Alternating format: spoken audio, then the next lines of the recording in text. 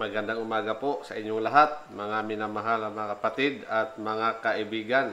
Saan mang dako kayo sa Pilipinas at sa ibang bahagi ng daigdig na naaabot ng programang ito ay binabati ko po kayo.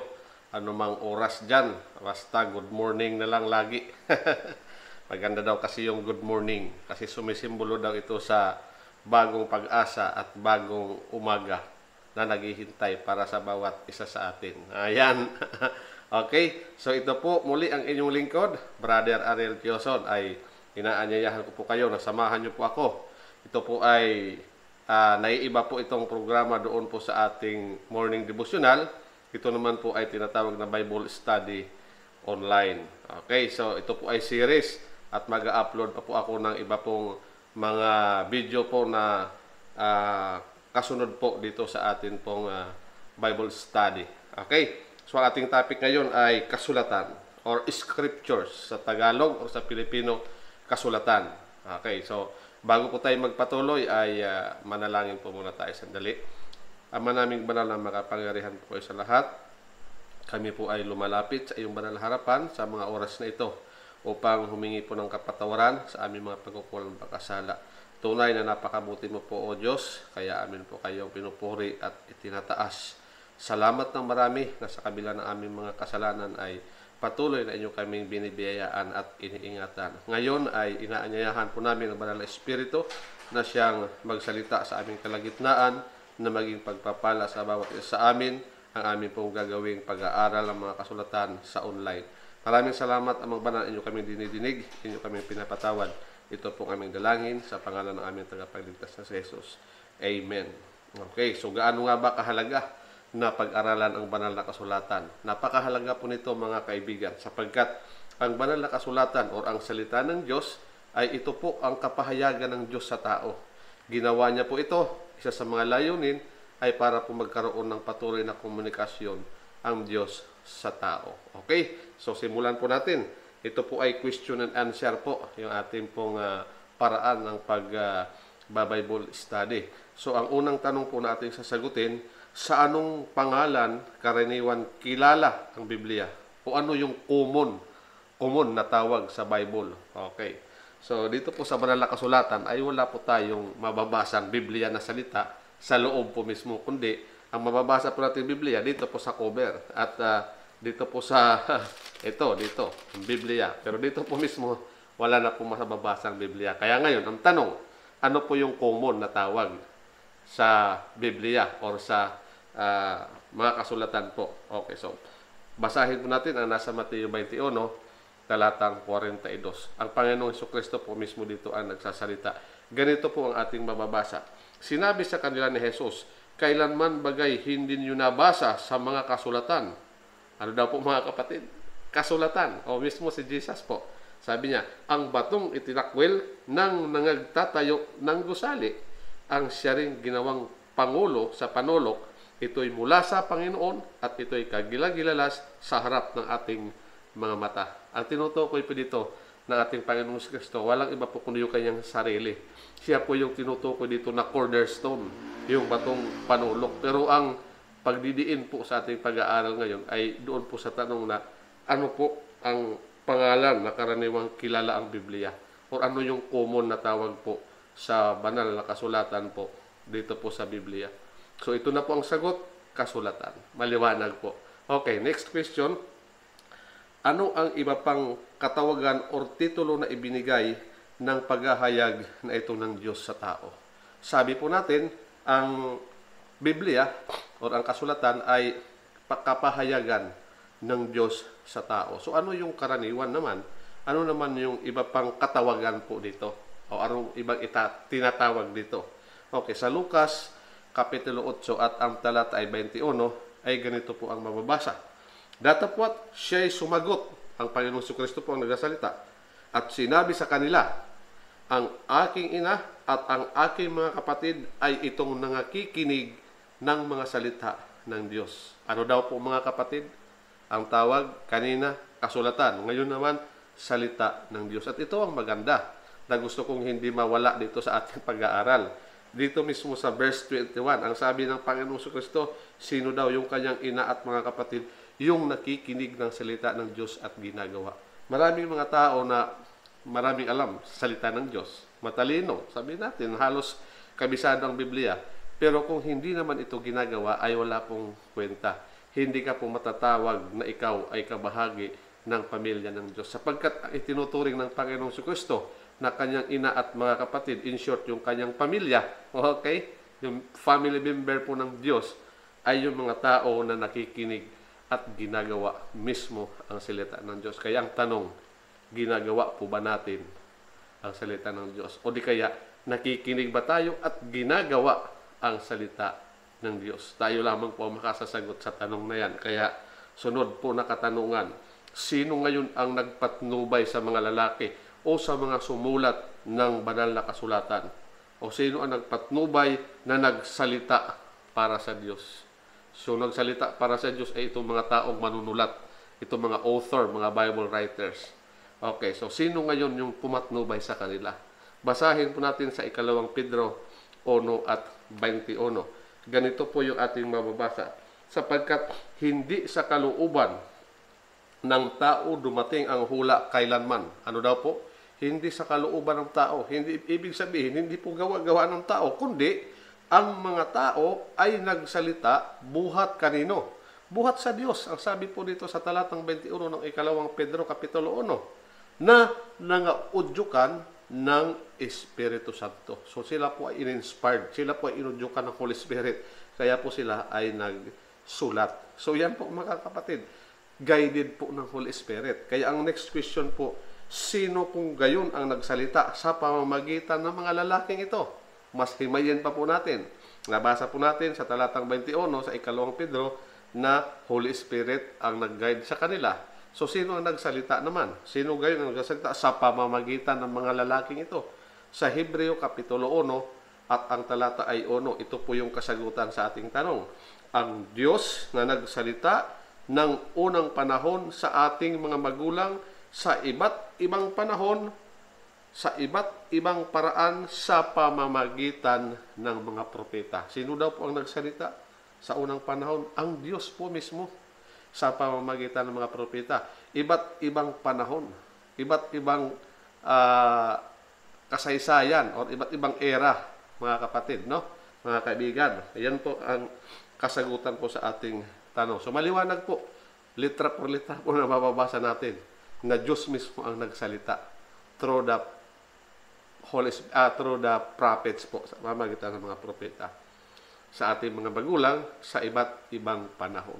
Okay? So next question po tayo.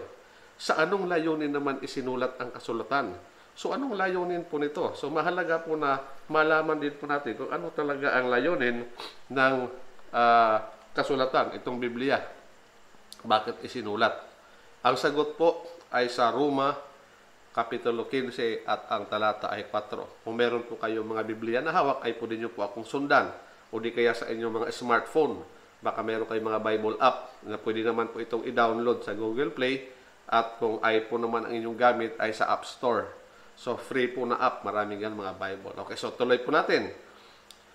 At ganito po ang sinasabi. Sapagkat ang anumang mga bagay na isinulat ng una ay nangasulat dahil sa ikatututo natin upang sa pamamagitan ng pagtitiis at pag-aliw ng mga kasulatan ay magkaroon tayo ng pag-asa. Okay. Ang layunin pala kung bakit naisulat po ang kasulatan, ang isa sa mga layunin nito ay malinaw po na mababasa natin. Para tayo ay matuto sang-ayon po sa experience sa mga nauna po sa atin na mga tagasunod ni Kristo. So marami po mga Bible characters po dito na sila po ay mga tao din na makasalanan na katulad din po natin ng mga nagkakamali. Mayroong mga flaws din po yung kanilang buhay. May mga ups and downs. Maliban lang po sa ating Panginoong Kristo, siya po ay perfecto. Hindi po siya nagkamali at hindi po siya nagkasala.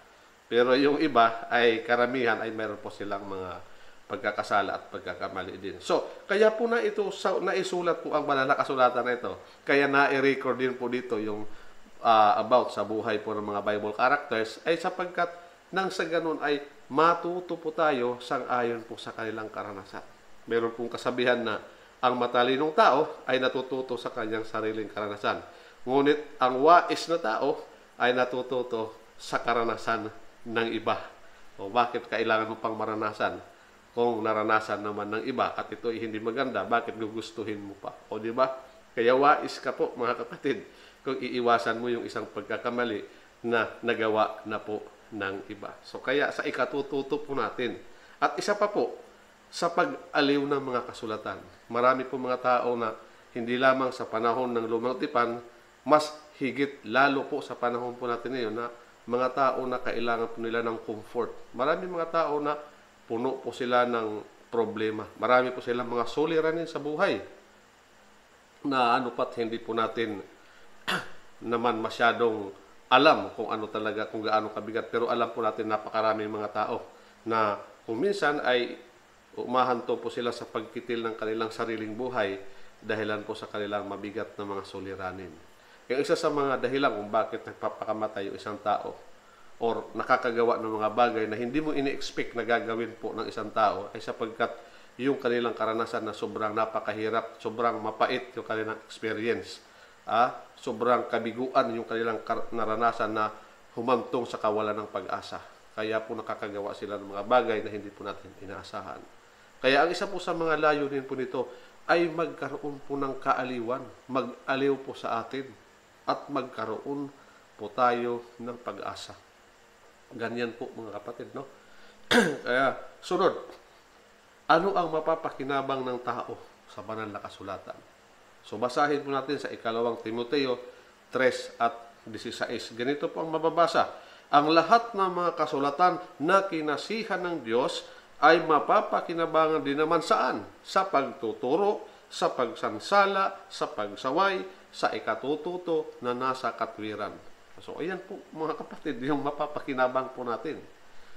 Mamaya hindi po natin alam na tayo pala ay gumagawa na ng kamalian, tayo pala ay nakakagawa na po ng mga bagay na hindi kalugod-lugod sa Diyos, na hindi po gusto ng Diyos. Pero kung tayo ay lalapit sa Diyos at tayo po ay mag-aaral po ng banal na kasulatan, itatama po nito yung ating mga pagkakamali sa ating buhay. Kaya po maliwanag sa pagtuturo, tuturuan po tayo ng tama. At ano pa, sasansalain po tayo. At sasawayin, ikokorek, nang sa ganun ay matuto tayo ng matuwid na nasa katwiran. Ayan po mga kapatid, no? So, sunod na tanong po, ano ang disenyo o layunin ng Diyos sa tao sa pagbibigay ng banal na kasulatan? So, ano po yung design niya? Kumbaga sa bahay, ano po yung plano niya, design niya sa pagbibigay po ng banal na kasulatan? Okay. Sa 2 Timoteo 3:17, ito po yung kanyang panukala, ito yung design niya. Upang ang tao ng Diyos ay maging sakdal, tinuruang lubos sa lahat ng mga gawang mabuti. So makikita po natin dito sa ating pag-aaral mga kaibigan at mga magulang, mga FB friends, lahat po ng aking mga taga-subaybay. Ang gusto ko pong sabihin dito ay ganoon na lamang ka-concern ang ating Panginoong Diyos na ano pat gusto niya na hindi lamang magtamo ng kaligtasan, kundi ano pa, maging sakdal tayo at tayo ay tinuruan ng lubos at matuto tayo ng lubos sa Kanya. So mga kapatid, no, napaka-buti ng ating Panginoong Diyos, no? So concern po siya, gustong-gusto tayo na maging sakdal, maging complete po tayo mga kapatid. Ito po yung gusto ng Diyos. Ano pa? Sunod, kung gayon, ano ang dapat na katangian ng Kanyang mga salita? So ano yung katangian, karakteristik ng salita ng Diyos? Sa Juan 17:17, ganito ang ating mababasa. Pakabanalin mo sila sa katotohanan, ang salita mo'y katotohanan. Sa makatwid, ang karakter o ang katangian ng salita ng Diyos ay walang iba kundi holy, banal, at katotohanan. Therefore, kung tayo po ay nag-aaral ng banal na kasulatan, sapagkat ito ay banal, ay ito rin po ay magpapabanal sa atin. Kaya po mga kapatid, hindi po natin namamalayan. Once na tayo po ay magkaroon ng time na tayo ay mag-aral ng mga salita ng Diyos, hindi po natin namamalayan na tayo po ay nalalapit nang nalalapit sa ating Panginoong Diyos. At unti-unti po tayong nababago. At unti-unti po tayong nagiging banal sapagkat ang salita ng Diyos ay banal. So yan po mga kapatid, no? Next question po, kung gayon, maaaring sabihin natin, ngayon, ano naman ang sukatan para malaman po natin na tunay at totoo ang isang nag-aangking guro na tagapagturo daw ng banal na kasulatan o ng katotohanan? Okay, so basahin po natin sa Isaias Kapitulo 8 at ang talata ay 20. Ganito po ang mababasa. Sa kautusan at sa patotoo, kung hindi sila magsalita ng ayon sa salitang ito, tunay na walang umaga sa kanila. Pag walang umaga, gabi. Ibig sabihin, madilim. So, nasa kanila yung kadiliman. Kapag sila ay hindi nagsalita ayon sa salitang ito. So, gusto ko pong bigyan ng diin yung first part. Sa kautusan at sa patotoo. O, kita niyo po mga kapatid, mga kaibigan, no? Kaya pagka ang isang mangangaral na nag-aangkin na siya ay nagtuturo ng katotohanan, pero sinasabi niya na wala na yung kautusan, na-abolish na yung 10 Commandments. Panahon pa ng Old Testament yun, tayo ay nabubuhay na sa panahon ng Bagong Tipan. Ang utos na lang sa atin ngayon ay mag-ibigan na lang. Pero yung nasa 10 Commandments, wala na yun kasi Old Covenant na yun. Tayo po ay nabubuhay sa New Covenant na. So hindi na existing yung law, yung 10 Commandments. So ano po ang sabi ng Biblia? Sa kautusan at sa patotoo. Kung hindi sila magsalita ayon sa salitang ito, tunay na walang umaga sa kanila. Kaya po, ang sukatan lamang po mga kapatid ay walang iba kundi po mismo itong Biblia. Kapag ang isang tao ay nagsalita at sinabi niya na siya ay nagtuturo ng katotohanan, ay para malaman natin kung totoo yung sinasabi niya o hindi, dapat marunong po tayo magbasa ng Biblia. Basahin po natin kung yung sinasabi ng isang mangaral ay sinasang-ayunan ng Biblia. Kung hindi po sinasang-ayunan, ay hindi po natin dapat tanggapin sapagkat walang ibang standard para sukatin yung isang nangangaral ng katotohanan. Kung siya ba ay nakasalita ng totoo o hindi, tama o mali, walang iba kundi ito lamang po. Ang basis po, Bible and the Bible alone is the basis of all doctrines. Yan po mga kapatid ating prinsipyo. So ano pa? Ano ang panukala ng Diyos sa tao? Sa pagbibigay ng kasulatan, gayong nabubuhay tayo ngayon sa mundo ng kadiliman, kasalanan at kamatayan. Hindi ba totoo mga kapatid na tayo ay nabubuhay sa kadiliman, sa kasalanan? Laganap ang kasalanan ng mga tao sa panahon po natin ngayon. At lalo na ang kamatayan. Huwag mo tayong lumayo. Yung pong ininulot po ng COVID-19 virus, buong mundo po ay apektado, no? Dahil po sa pandemic na ito ay nagpanukala po ang mga gobyerno o pamahalaan ng halos lahat ng bansa na magkaroon ng lockdown. Kaya ano po ang magiging epekto kung lockdown? Walang trabaho, edi crisis, walang pera, walang income. O di ba mga kapatid, takot na takot ang mga tao sa dami ng mga namamatay dahil sa nakamamatay na sakit na ito. Tayo ay nabubuhay po dito mga kapatid ngayon sa mundong ito sapagkat tayo ay nabubuhay sa panahon na ng kawakasan. Nalalapit na po ang kawakasan ayon sa mga signs po na makababasa natin sa banal na kasulatan. Sa ibang mga pag-aaral po, madadaanan po natin yan mga kapatid. Yung mga tanda ng nalalapit na pagparito ng ating Panginoong Hesukristo. Okay, so hayag po yung mga palatandaan sa banal na kasulatan. Kaya ngayon, ano ngayon ang panukala ng Diyos sa pagbibigay ng kasulatan na ito? Gayong nabubuhay tayo sa kadiliman, sa kasalanan at kamatayan. So, basahin mo natin yung nakatala sa mga awit 119 at 105. Ganito po ang mababasa. Ang salita mo'y ilawan sa aking mga paa at liwanag sa aking landas. Gusto po ng Diyos na mayroon po tayong guide, mayroon po tayong ilaw. Isipin po natin, imagine po natin, blackout, sobrang dilim. Naglalakad tayo sa daan. So ano po ang kailangan natin? Kailangan natin ng ilaw. Kailangan natin ng flashlight para makita po natin yung daan at para hindi po tayo mapahamak. Para baka mamaya manhole na pala yung madadaanan natin. Mas-shoot po tayo doon at mapahamak pa po tayo. So ibig sabihin po mga kapatid, ang gamit po, ang layunin po ng banal na kasulatan ay guide po natin ito sa ating mga paa upang huwag tayong mapahamak liwanag ito sa ating landas. So, gayon po mga kapatid. In short, ito po ang mag-guide po sa atin para tahakin po natin yung tamang landasin na gusto ng Diyos na tatahakin po natin na walang iba, kundi ang magtamo po tayo ng buhay na walang hanggan. Magtamo po tayo ng tunay na kaligtasan na siyang inaalok din po ng ating Panginoong Kristo sa bawat isa sa atin. Gusto po ng Panginoong Hesus na i-guide po tayo sa tamang daan patungo po sa Kanya, sapagkat walang ibang daan patungo sa Ama. Sabi po ng Panginoong Hesus, I am the way, the truth, and the life. Ang ating Panginoong Kristo, siya ang katotohanan, siya ang daan, katotohanan, at buhay. Matatagpuan po natin ang tunay na buhay. Buhay na walang hanggan sa pamamagitan lamang po ng ating Panginoong Kristo. Kung tayo ay tatanggap sa Kanyang alok sa bawat isa sa atin, nakilalanin na siya lamang ang tanging paraan para magtamo tayo ng kaligtasan. Kaya ngayong umagang ito, sa mga oras na ito mga kapatid, ang Panginoong Jesucristo ay nananawagan sa bawat isa sa atin na ipinapahayag niya po ang kanyang sarili mismo sa banal na kasulatan. Siya ang nagpanukala nito na ibigay sa atin, na ibigay sa mga tao upang magturo ng tamang daan papunta po sa Kanya.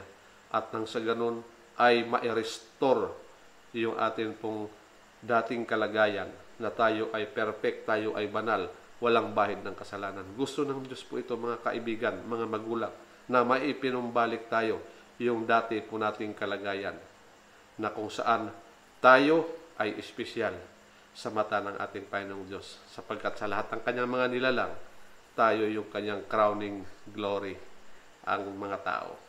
Okay? So, very special po ang bawat isa sa atin, sa ating Panginoong Diyos. Ang Panginoong Diyos ay hindi po siya nagtatangi. Kaya gusto ng Diyos, ikaw kaibigan, na sa mga oras na ito na sumusubaybay, ay lumapit sa Kanya at tanggapin siya bilang iyong tagapagturo.